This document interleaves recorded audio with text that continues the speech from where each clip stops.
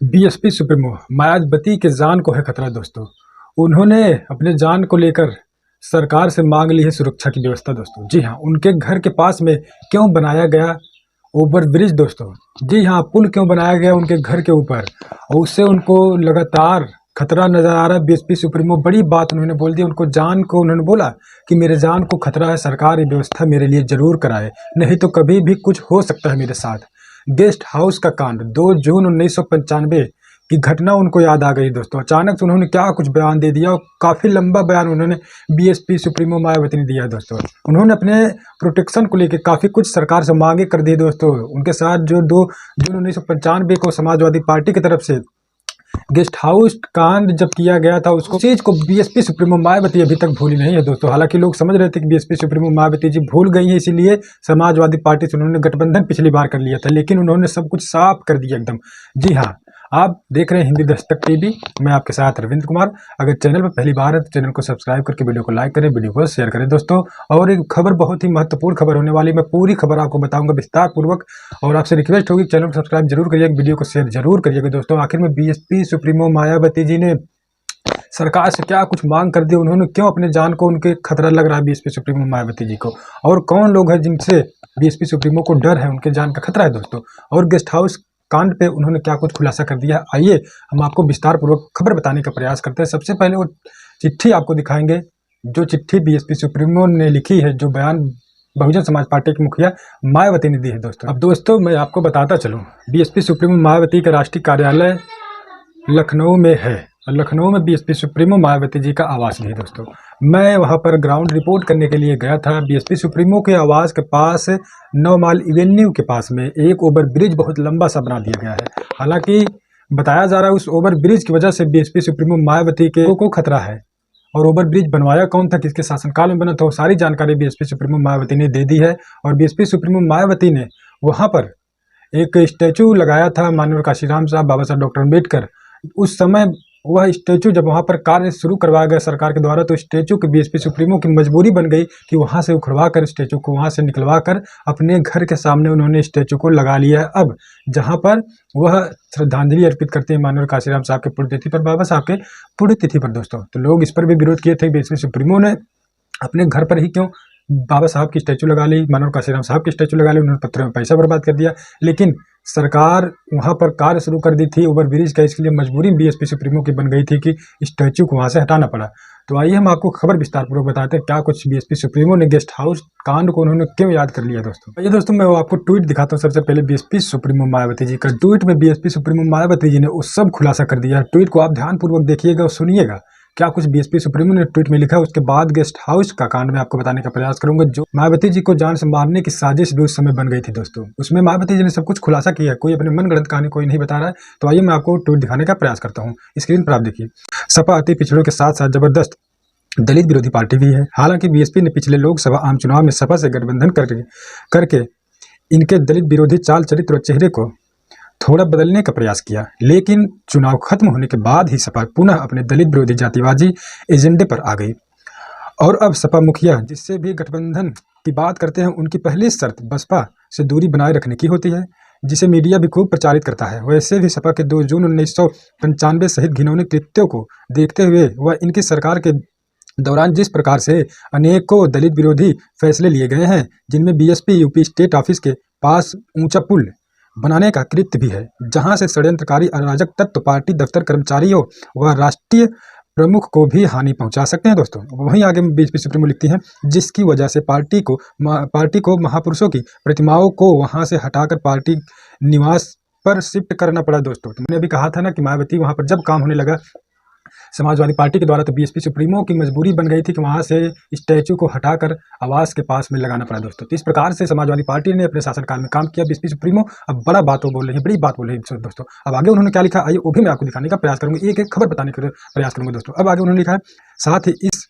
असुरक्षा को देखते हुए सुरक्षा सुझाव पर पार्टी प्रमुख को अब पार्टी की अधिकतर बैठक अपने निवास पर करने को मजबूर होना पड़ रहा है, जबकि पार्टी दफ्तर में होने वाली बड़ी बैठकों में पार्टी प्रमुख के पहुंचने पर वहां पुल पर सुरक्षाकर्मियों की अतिरिक्त तैनाती करनी पड़ती है। ऐसे हालत में बीएसपी यूपी सरकार से वर्तमान पार्टी प्रदेश कार्यालय के स्थान पर अन्यंत्र सुरक्षित स्थान पर व्यवस्था करने का भी विशेष अनुरोध करती है, बीएसपी सुप्रीमो बोली हैं। अब वहीं लिखा उन्होंने, वरना फिर यहाँ कभी भी कोई अनहोनी हो सकती है, फिर यहाँ कोई भी कभी भी अनहोनी हो सकती है दोस्तों। साथ ही दलित विरोधी तत्वों से भी सरकार सख्ती से निपटे, पार्टी की यही मांग है। तो दोस्तों इस प्रकार से बीएसपी सुप्रीमो मायावती जी ने बड़ा ट्वीट लिख दिया, बड़ी बात उन्होंने बोल दी है कि सरकार की जो उस समय की सरकार ने जिस प्रकार से काम किया अपने शासनकाल में, बीएसपी के अगेंस्ट काम किया है दोस्तों। मायावती जी ने कहा कि मेरे साथ कभी भी कुछ भी अनहोनी हो सकती है, इसलिए सरकार मुझे कोई सुरक्षित जगह नियुक्त कराए, मुहैया कराए दोस्तों। सरकार से उन्होंने बड़ी अपील कर दी है योगी आदित्यनाथ से। और अब मैं आपको बताता चलूँ, जो 9 माइल एवेन्यू रोड है, बीएसपी सुप्रीमो मायावती का आवास है, वहीं 9 माइल एवेन्यू कार्यालय भी है दोस्तों। कार्यालय के जस्ट बगल से मैं आपको बताता चलूँ, मैं वहां पर गया हूँ, मैंने देखा सारी चीज़ों को। वहां से 15 फीट की दूरी पर ही एकदम जस्ट ओवर ब्रिज बनाया गया है। ओवर ब्रिज से पूरा का पूरा जो छत से ओवर ब्रिज से है, पूरा बीएसपी सुप्रीमो का कार्यालय एकदम साफ साफ दिखता है। हालांकि कोई भी सुरक्षा ओवर ब्रिज पर नहीं रखी जा सकती, ओवर ब्रिज है, कोई कभी भी आ सकता है, इसलिए बीएसपी सुप्रीमो ने अपने जान को खतरा बताया कि ओवर ब्रिज से कोई भी कुछ कर सकता है। और जब बीएसपी कार्यालय पर मीटिंग होती है दोस्तों, वहाँ पर बड़ी तैनाती बीएसपी सुप्रीमो मायावती जी को करना पड़ता है, लोगों को ऊपर भी तैनात करना पड़ता है। मैंने वहाँ पर जाके देखा है, इसलिए सरकार से उन्होंने पुल को हटाने की भी मांग कर दी है दोस्तों। पुल को वहाँ से हटाया जाए और पार्टी को कोई अच्छी जगह नियुक्त कराई जाए, मुहैया कराई जाए दोस्तों। अब मैं बात करूँगा 2 जून 1995 को गेस्ट हाउस कांड को दोस्तों। बीएसपी सुप्रीमो ने उस पर क्या कुछ खुलासा किया, क्या कुछ चर्चा किया, आइए मैं वो भी पढ़कर आपको बताने का प्रयास करता हूँ। उसके बाद सारी जानकारी उसके पीछे की भी बताऊंगा। तो दोस्तों आइए हम सबसे पहले आपको बताते हैं गेस्ट हाउस कांड का जो मामला था आखिर में क्यों हुआ था। बीजेपी सरकार को हराने के लिए 1993 में बीएसपी और एसपी का गठबंधन हुआ था दोस्तों। गठबंधन जो हुआ, बीजेपी सरकार तो हार गई और गठबंधन जीत गया दोस्तों। गठबंधन जीतने के बाद मुलायम सिंह यादव बीएसपी के समर्थन से बन गए चीफ मिनिस्टर दोस्तों। चीफ मिनिस्टर बनते उन्होंने क्या कुछ किया और बीएसपी सुप्रीमो ने क्या कुछ लिख दिया है, आइए हम आपको बताने का प्रयास करते हैं। 1993 में बीजेपी को सत्ता से बाहर करने के लिए समाजवादी पार्टी प्रमुख मुलायम सिंह यादव और बीएसपी प्रमुख कांशीराम ने गठजोड़ किया था। उस समय उत्तराखंड उत्तर प्रदेश का हिस्सा था और कुल सीट थी 422। मुलायम सिंह 256 सीट पर लड़े और बीएसपी को 164 सीट दी गई थी। चुनाव में एसपी और बीएसपी गठबंधन जीता। एसपी को 109 और बीएसपी को 67 सीट मिली थी। इसके बाद मुलायम सिंह यादव बीएसपी के समर्थन से मुख्यमंत्री बने, लेकिन अपने मनमुटाव के चलते 2 जून 1995 को बसपा ने सरकार से समर्थन वापस ले लिया और समर्थन वापसी की घोषणा कर दी। इस वजह से मुलायम सिंह की सरकार अल्पमत आ गई। सरकार को बचाने के लिए जोड़ घटाव किए जाने लगे। ऐसे में अंत में जब बात नहीं बनी तो नाराज सपा के कार्यकर्ताओं और विधायक लखनऊ के मीराबाई मार्ग स्थित स्टेट गेस्ट हाउस पहुंच गए दोस्तों, जहां मायावती कमरा नंबर 1 में ठहरी हुई थी। 2 जून 1995 के दिन उत्तर प्रदेश की राजनीति में जो हुआ वह शायद ही कहीं हुआ होगा दोस्तों। मायावती पर गेस्ट हाउस के कमरा नंबर 1 में हमला हुआ था। 2 जून 1995 को मायावती लखनऊ के स्टेट गेस्ट हाउस में कमरा नंबर 1 में अपने विधायकों के साथ बैठी थी। तभी दोपहर करीब 3 बजे कथित समाजवादी पार्टी के कार्यकर्ताओं की भीड़ ने अचानक गेस्ट हाउस पर हमला बोल दिया दोस्तों। कांशीराम के बाद बीएसपी में दूसरे नंबर की नेता मायावती उस वक्त को जिंदगी भर नहीं भुला सकती।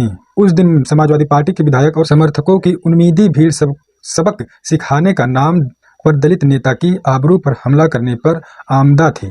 तो दोस्तों सोच सकते हैं 1993 में बीजेपी को हराने के लिए एसपी बीएसपी ने गठबंधन किया, गठबंधन जीत गया दोस्तों उस समय। हालांकि जीत गया गठबंधन जीतने के बाद मुलायम सिंह यादव मुख्यमंत्री बन गए। मुख्यमंत्री बने जब बीएसपी गठबंधन से दूरी बनाने लगी तो गठबंधन को छोड़ने लगी बीएसपी, तो ये चीज़ समाजवादी पार्टी को कहीं न कहीं पचा नहीं। तो उन्होंने क्या कुछ प्लान सोच लिया, उन्होंने गेस्ट हाउस कांड का मामला करने के लिए। तो सोच सकते हैं बीएसपी सुप्रीमो ने खुद साफ साफ बातें बोल दी है।